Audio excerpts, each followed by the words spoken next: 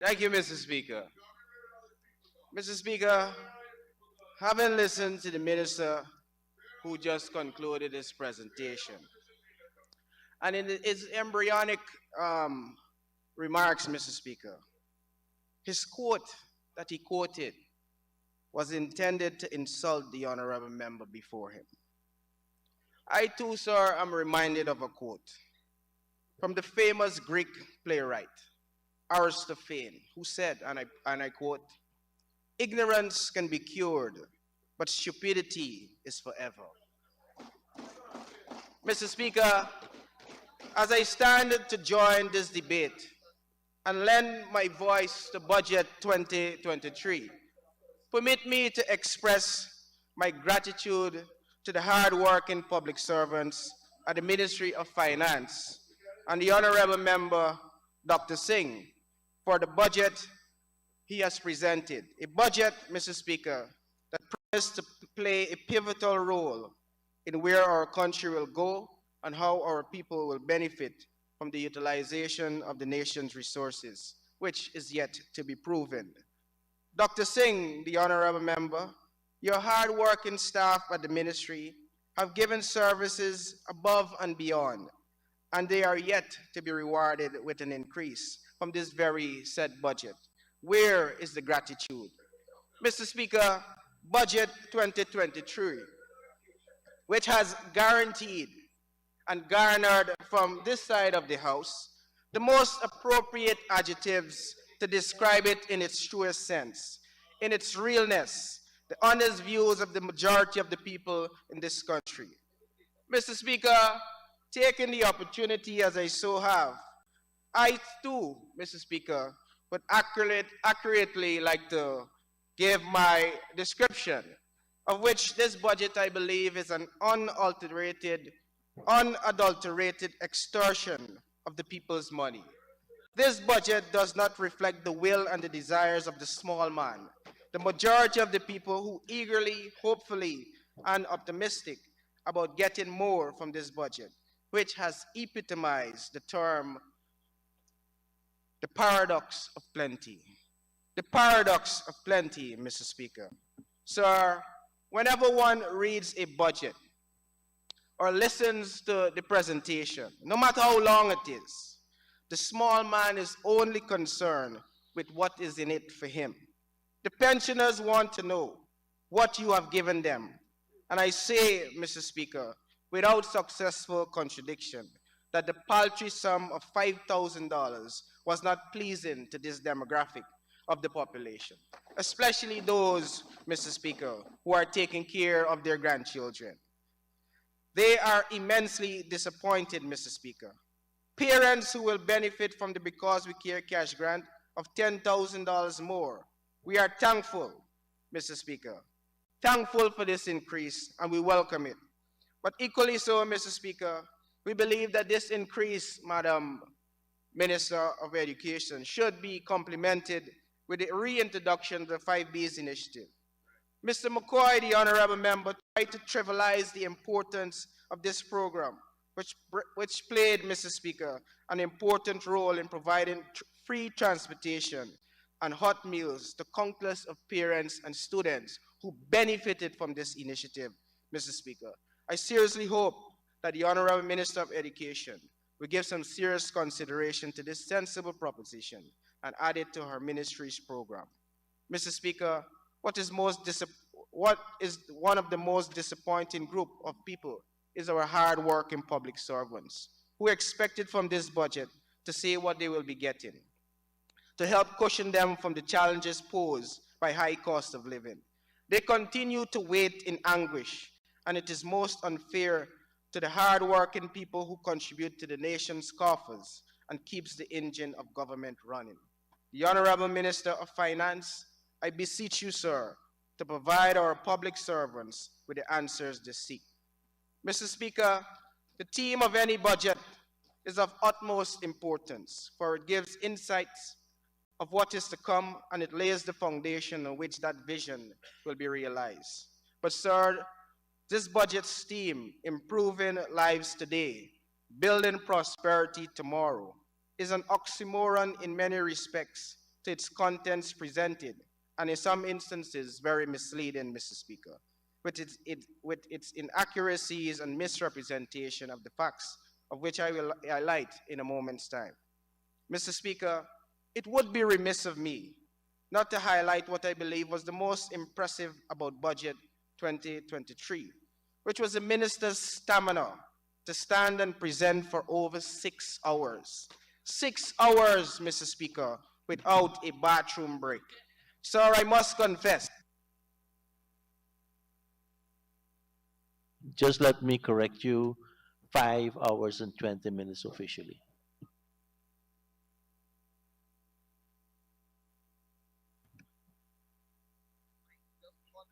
Thank you, Mr. Speaker. Mr. Speaker, I must confess, I had always admired Dr. Sting's style of debating long before coming to this House. And I believe he too is secretly disappointed that he was unable to give more to the people most in need, which when more is available, Mr. Speaker. In fact, Mr. Speaker, I believe I speak for every Guyanese, especially all public servants, youths, senior citizens, the vulnerable, and the poor, when I say we wish if this very impressive demonstration of the length of the minister's presentation would have reflected real beneficial policies and programs that would have actually bring tangible life-changing opportunities and benefits to help them with the harsh realities of extremely high cost of living. Mr. Speaker, the plight of the poor in my constituency, Region 10 in particular, and that of the ordinary Guyanese in general, in this country, which is the fastest growing economy in the world, is most unacceptable given the vast wealth and our population size. Mr. Speaker, the framework of Budget 2023, as posited by the Minister of Finance on the 16th of January, is a pointed reminder to all Guyanese that if you are at the bottom of the social ladder, the PPP administration, through its trickle-down economic policies, will ensure you remain there. Referencing the World Bank's report, Mr. Speaker, it is a fact that price inflation on food and the essential dietary needs for a food basket remains at well over 20% and continues to rise. No theatrics by the Honorable Member McCoy can dilute or evade this fact. His price trick in an effort to debunk the real expressed views of ordinary Guyanese, with his display of two commodities from his well-endowed food pantry, will not fool anyone. In yesterday's Stabrook News on page 13, captioned, "How the cost of living is hitting people." How the cost of living is hitting people. This is what real Guyanese are saying, Mr. Speaker. Colin Rodney, and I wish the Honorable Member Todd would have been here, because Colin Rodney is also from Linden, and this is what he had to say. Every item has risen in the market. Just imagine we are importing sugar in Guyana. Just imagine we are importing sugar in Guyana, and a pound is now $200. 3 months ago, it was $80. Milk, $720 from $460. Elisa Smith, the rising cost of living is affecting me in groceries. I could not afford to pay $340 to $350 for 1 pound of okra to feed my family of 6. She said ground provision is very expensive too. A pound of plantain is now $240. Citizen Ozan Gordon said the rise in inflation is too high. 2 to 3 months ago, sweet potato used to be $100 a pound. Now it's $350. Jennifer Ribeiro tomatoes is now $600 a pound. These are the real views of Guyanese people, Mr. Speaker, not the invisible man the minister claimed to have bought his imported sugar from when he voted successfully for the failing Gaisuko that gets billions more every budget, Mr. Speaker. Mr. Speaker, when I read the comments of the Guyana Agriculture Workers Union saying that this is a pro-budget, I long to ask them to please point us to the measures in this budget that address same. Mr. Speaker, I know you would secretly agree with me that it is utter wickedness when the government would forcefully give public servants 8% increase and tax it in 2022, knowing full well that food prices alone would have absorbed such a meager increase.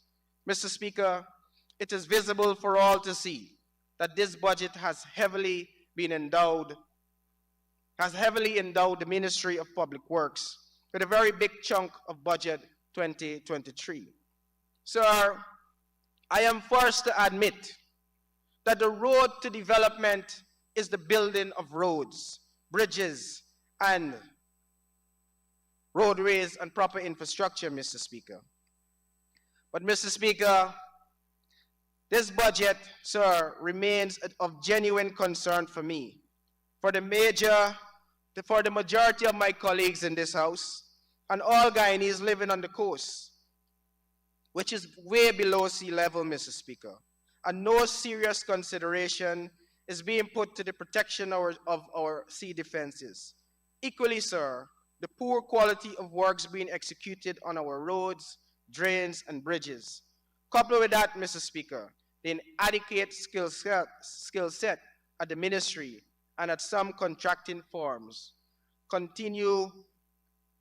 to complete those works to be given in a genuine time is of great concern for us. Mr. Speaker, as important those infrastructural works are for poor Guyanese, as the PPP had said in opposition, they can't eat roads, bridges, and many of them don't work for Gaisuka, Mr. Speaker, which continues to get never-ending billions. Mr. Speaker, I must turn my attention now to provide some comments on the previous speaker's portfolio that continues to pose a challenge to gauge the productivity of the Ministry of Culture, Youth and Sports for me. If one was to ask me from outside of Guyana, which sports discipline had taken off in 2022 under the leadership of Minister Ramson and his Sports Commission, I would have to conduct a study session, Mr. Speaker. Mr. Speaker, my colleague asks the minister to make sense. I dare say this minister, with this very important ministry, makes no sense. In fact, Mr. Speaker, I would like to thank the Honorable Minister of Finance for speaking on behalf of this ministry. For the Honorable Minister, most of Guyana are aware, Mr. Speaker, that for the last 3 budgets debates in this House, this is what most of us this is what, Mr. Speaker, the minister presentation represented for this minister, whose magnified gross incompetence of this ministry is concerning.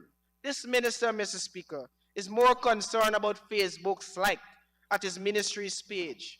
In 2020, the Honorable Minister, in his debut speech as a minister, said, and I quote, "When I got to the Ministry of Culture, Youth and Sports, our Facebook page had 6,000 likes.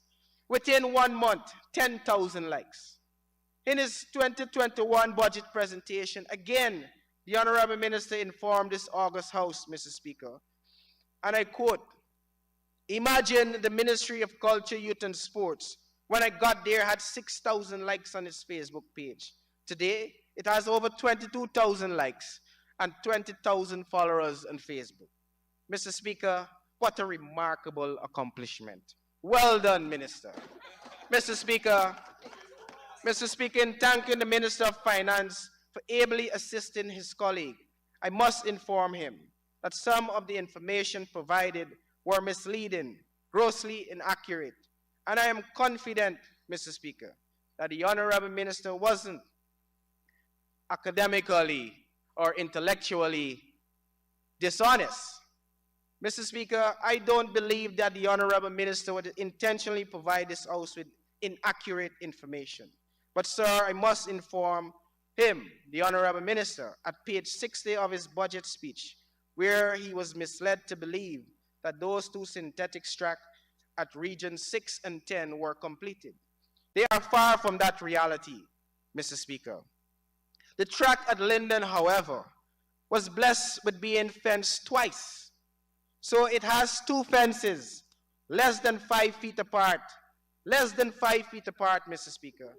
Sir, I do not possess the sagacity to understand the logic of spending an additional $26 million for a second fence. Is it to prevent the country's best athletes from accessing the facility?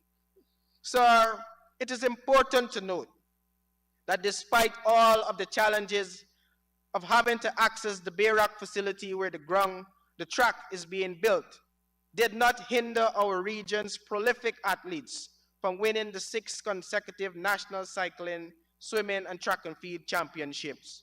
17 overall, Mr. Speaker. Sir, what was most disappointing about this victory is that the minister with responsibility for our young people and sports did not recognize the importance to present himself, not only to present the winning trophy for our future sports ambassadors and offer them some encouraging words, which speaks volume of the minister's ineptitude. Equally disappointing, Mr. Speaker, was the no-show of the Minister of Education. That was not expected from the Honorable Minister, Priya Manik-Chan. Mr. Speaker, what is really the plan of the ministry for the continuation of our star athletes after high school?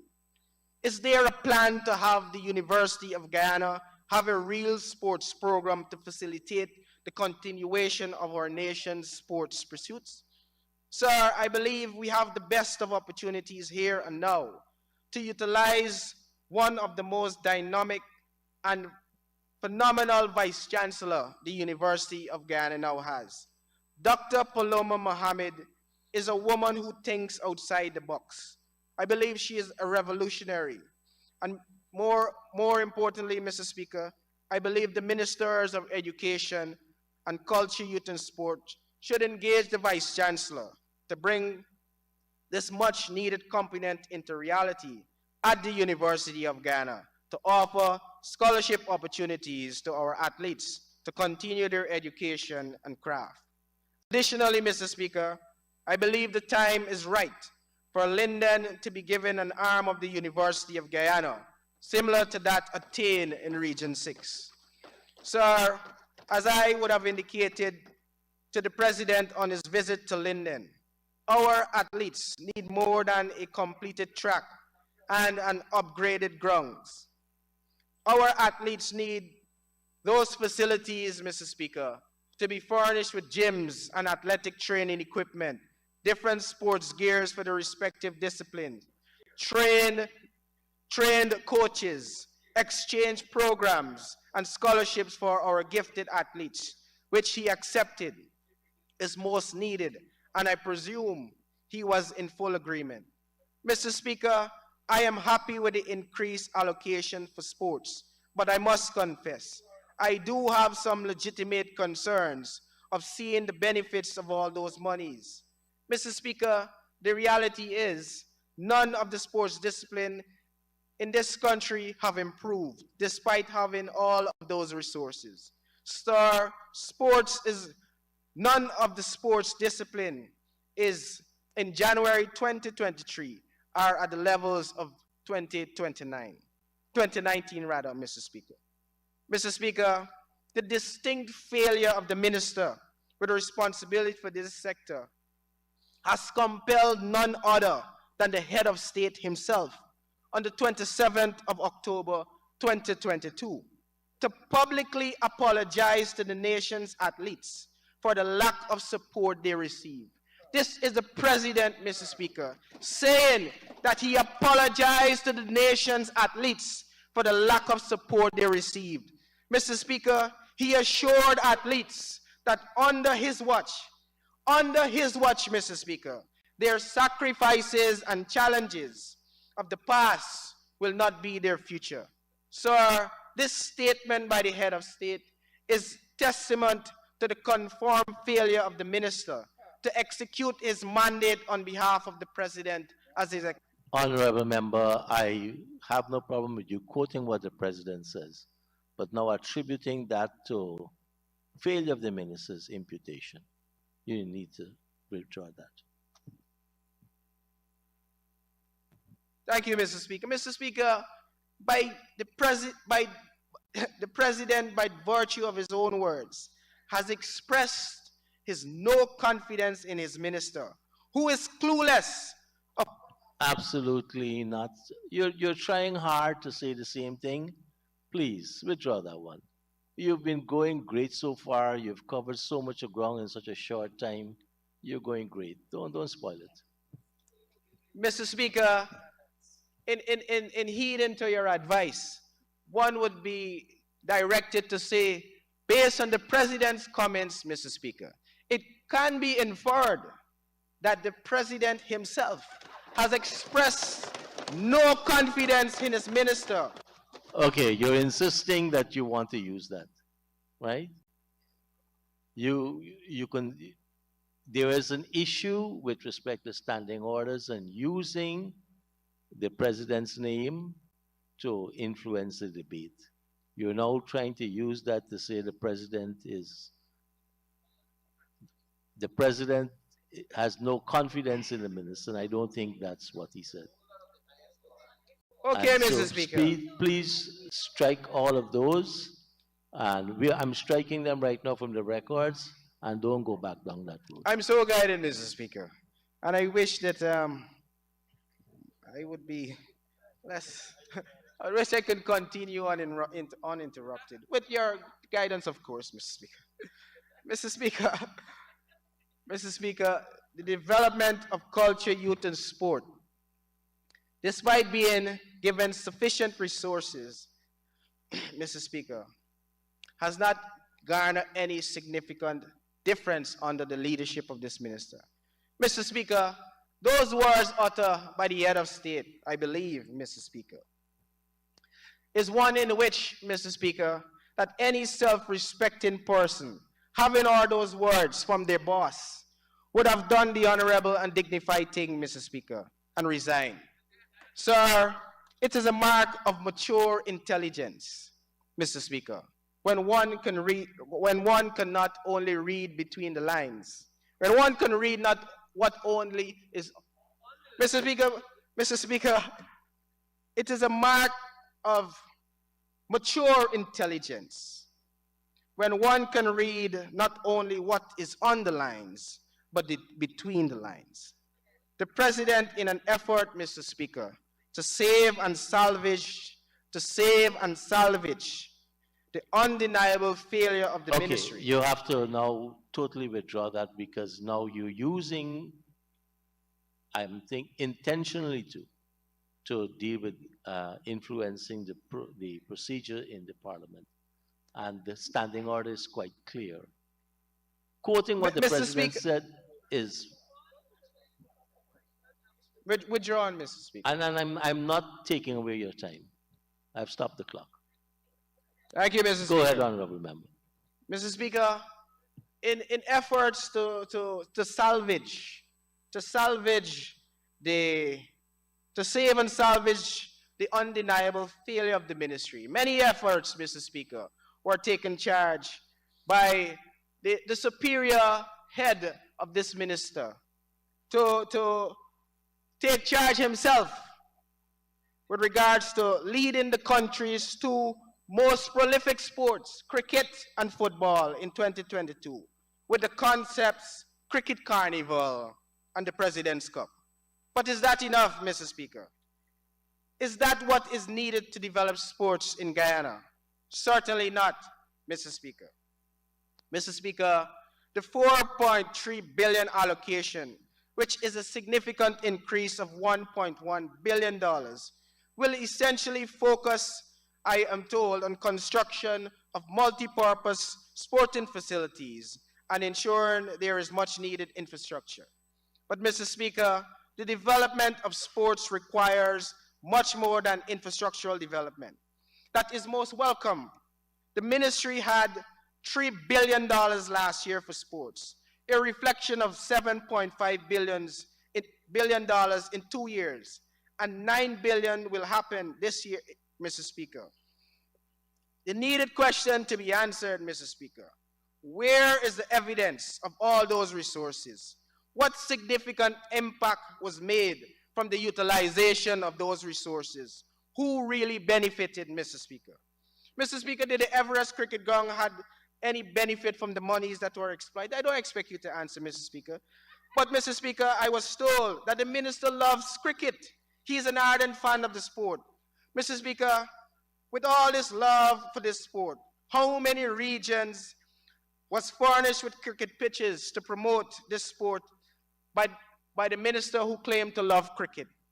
Mr. Speaker, the development of an all-purpose cricket club at the National Stadium, Mr. Speaker, is unacceptable. Mr. Speaker, the region with the most prolific athletes, Region 10, has no cricket pitch. How many regions benefited from cricket gears, and how many cricket matches were supported by the minister? How many football courts were constructed across this country, and in which region benefited from gears? How many coaches from the respective disciplines benefited from accredited coaching programs from the parent bodies of those different associations and federations? How many associations, federations, and clubs were furnished with the necessary equipment and athletes with the proper gear for their respective sport of choice? Mr. Speaker, what did the increased allocation over the past 2 years did for impacting any identifiable sport? I dare say none. Mr. Speaker, we had oil money in 2022 budget. Sports was given $3 billion, and our athletes overseas representing Guyana, the fastest growing economy in the world, were begging for food and proper medical personnel, while the minister was issuing press statement to save face. What an embarrassment. What a disgrace. Mr. Speaker, we had oil money in 2022, and the national under-14 footballers had to miss an important CONCACAF tournament because of airfares challenges at that time, Mr. Speaker. It would seem that the more money we have, the more difficulty we have, Mr. Speaker, in making prudent decisions. The more money we have, Mr. Speaker, the harder it is to see the evidence of those spendings. Mr. Speaker, the minister boasted in his 2022 budget presentation about receiving support of all the sporting disciplines in Guyana. My question, Mr. Speaker, is the minister willing to give in 2023 each of the sporting disciplines that he claims supported him, Mr. Speaker, a financial subvention of at least 25% of their annual budget to avoid Guyanese ambassadors begging when they represent us abroad and to assist with their sports programs? We have oil money. We should use it wisely for our athletes' benefit, Mr. Speaker. Mr. Speaker, the Ministry of Sports spent close to $500 million in the last 2 years, and the Honorable Dr. Singh during his presentation indicated that 54 community grounds were upgraded across Region 1 to 6 and Regions 8 to 9. The revelation has aroused the suspicion of many communities, and we would like to know from the minister the names of those community grounds and how much resources were expended for those said upgrades. Mr. Speaker, in December, the Region 4 East Coast team, December 2022, had to travel all the way to the East Bank to use the GFF all-weather grounds to complete the village aspect of the tournament. This is because the minister only enhanced sunshine grounds. None of the investment went into all-weather facilities, which was suggested in my presentation last year, starting with one such ground in all 10 regions because it is most needed given our climate. Mr. Speaker, with $250 million in 2022 and an additional $250 in 2023, an equivalent of $500 million for ground enhancement, and no region can boast of having an all-weather ground except at the national stadium for only cricket, with lights, washroom facilities, and a mini pavilion that can accommodate at least 1,000 spectators, Mr. Speaker, with all these resources is grossly unacceptable. This is the vision of the minister and the ministry, even as Guyana, Mr. Speaker, continues in its harvesting of oil money from the billions of oil from our natural patrimony. Mr. Speaker, I have always, in my conscious effort to help the minister, provided not only constructive criticisms, which he apparently takes personal, but it is never with the intent to belittle the minister. That is not my forte, for he does that on his own. Sir, in every single budget debate, I have provided workable solutions that I know once implemented, it will enhance sports in general and provide our nation's athletes with the best opportunities to excel and succeed in their craft.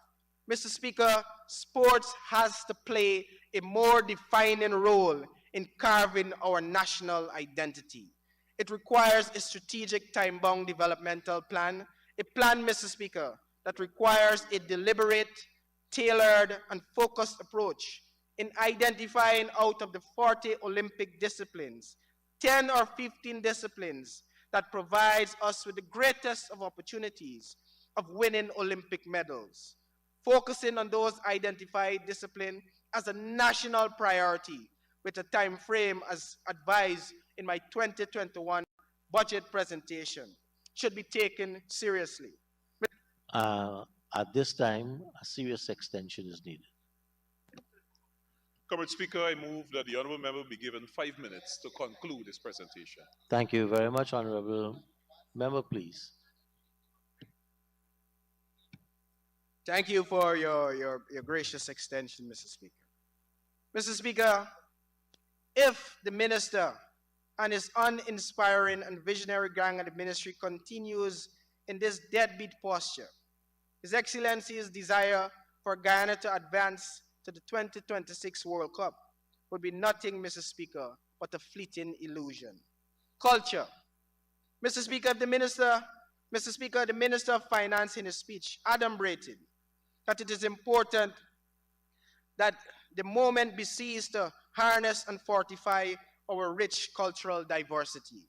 Words beautifully put and accepted by us on this side. But sir, I shudder to think, and moreover, I'm of the belief that the Minister of Culture, Youth and Sport don't understand this view. Sir, I have said it before, but I believe Stabroek News editorial in last Sunday's paper has encapsulated this position from an independent standpoint, which is very apt. It states the current Minister of Culture has never shown much enthusiasm for his portfolio. Has never, Mr. Speaker, or even for that matter, a sure grasp of what all aspects of it entails. It questioned, does the minister, Charles Ramson Jr., does he have any vision for this sector? This is an independent editorial articulating the very views that we on this side, Mr. Speaker, have been saying since the inception of the minister being at the ministry. Sir, I believe I have answered that question. I believe the head, the boss of the minister would have answered that question. I believe the minister himself knows the answer. We all have concluded, sir, that he does not hold the passion that is required, the vision that is required to lead this ministry. So I believe our uniqueness as a people of 6 different ethnicities, multi-religion, multicultural experiences, our customs, norms, food, music, dance, and all that makes us Guyanese presents the best opportunities for us, Mr. Speaker, as was articulated in my 2020 budget speech, for the promotion of brand Guyana. Mr. Speaker, with the award of $1.4 billion for culture and arts, if Guyana, for arts, Mr. Speaker, in Guyana, if we fail to recognize our country, Mr. Speaker, Mr. Speaker, if we fail to continue not to recognize our country's most celebrated activity, which is matrimony, which I believe, Mr. Speaker, and I believe those on the other side share the view, embodies our Guyanese-ness in the truest sense. This celebration makes us unique from our Caribbean counterparts. This festival should be branded and promoted as our indigenous version of Carnival, Mr. Speaker. But this government, through its most incompetent minister, has deliberately failed to put the necessary resources to propel Mashimani to the heights of Trinidad Carnival, Barbados Crop Over, St. Lucia Jazz Festival, and such like. Imagine, sir, MASH in 2020, MASH, Mr. Speaker, imagine for March 2023 was launched, and again, the minister who's responsible for this portfolio, Mr. Speaker, was visibly absent. Sir, I am very happy with all of the allocation for the recording studio, which was proposed by me in my 2022 budget debates, Mr. Speaker, which are now going to materialize and help benefit the talented and aspiring musician. Mr. Speaker, this is the maturity I long to see in budgets, where it is a reflection of the best ideas of our people. Sir, with this recording studio and the subsidies for recording artists, this will most definitely enhance Guyana's musical potential. So, Mr. Speaker, I welcome this initiative, but more importantly, I am compelled to ask the Attorney General once more, Mr. Speaker, to see the importance of bringing copyright legislation to this House, Mr. Speaker, so that our gifted artists, our gifted musicians, our playwrights, our poets, Mr. Speaker, can benefit from their intellectual properties, Mr. Speaker. Mr. Speaker, we have a solemn duty as leaders in this country to understand that our most prized possession in this country is not our oil resources. It is our young people, Mr. Speaker. And I'm happy, Mr. Speaker, that the Minister of Education has taken a very magnanimous approach in leading this ministry, I believe, in the direction that it should go. And we are, as you have invited us to work with you, I am committed, like all of us in this House, Mr. Speaker, with regards to giving you all that is required, with regards to our best ideas to ensure that the Ministry of Education, the Ministry of Culture, and all of the ministries that provide service to the people of Ghana embodies what it takes, Mr. Speaker, to propel Guyana to the heights that it rightfully deserves. With regards to this budget, Mr. Speaker, and the fact that it does not encapsulate all of the ideas that the people of Guyana, the elected people of Guyana, has presented through their elected representative, I cannot wholeheartedly support this budget in its entirety. I thank you.